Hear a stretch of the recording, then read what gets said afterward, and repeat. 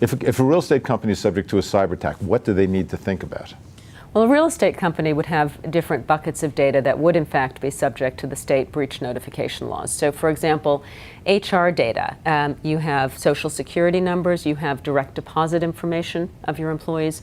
All of that is subject to the breach notification laws, and there's a huge rigmarole that you need to follow if you suffer a data breach involving that information.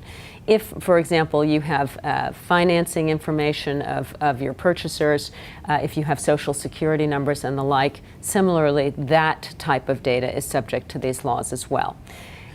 If non-personal information is stolen, like business confidential information, there may well be contractual obligations to notify. And virtually every contract now where there's any party that touches personal information has in it obligations to let the other party know in the event of a breach. And sometimes there are some aggressive timing requirements like 24 or 48 hours in which you have an obligation to notify the other side.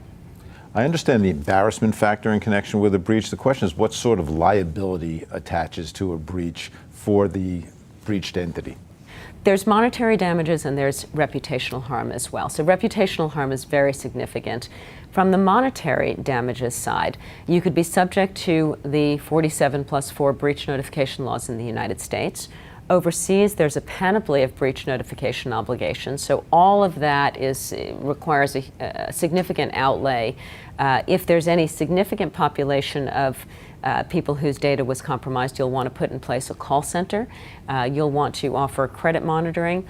All of this requires significant expenditures. Many companies now have cyber insurance that would cover that. In addition, you would be subject often to regulatory enforcement and investigations that could go on for 6 months or a year. And of course, you could be subject to civil liability through lawsuits. Is there a way to avoid the civil liability through lawsuits? If you comply with the laws that are in place, do you protect yourself from those lawsuits or no? No, the lawsuits will be based on theories like negligence. So compliance with the breach notification laws will not get you out of the lawsuits. What could get you out of the lawsuits is if you handle the breach really well and you're able to assuage the concerns of the people whose information was compromised. Are you in better position if you have a program in place before the attack in the context of these lawsuits? We preach breach preparedness now. It's really important to understand your incident response program, to have a good set of policies and procedures in place, and ensure that the team that will come together in the event that there is a cyber incident knows what they're doing. They know who they are, they know what their roles and responsibilities are, and they understand how to manage the arc of a breach. How do the bad guys get into the systems?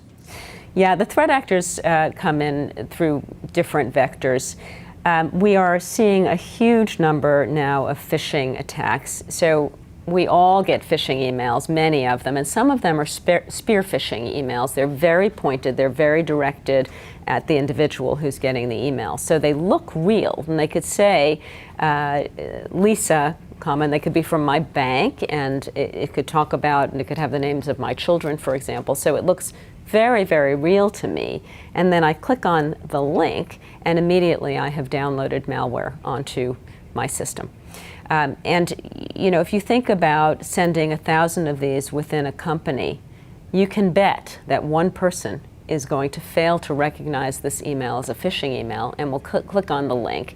And without the technical backstops to stop the malware from being downloaded onto the system, it will be downloaded, and that malware will allow the threat actor to capture information from the system generally, and could allow the threat actor also to traverse the system and get into other parts of the network.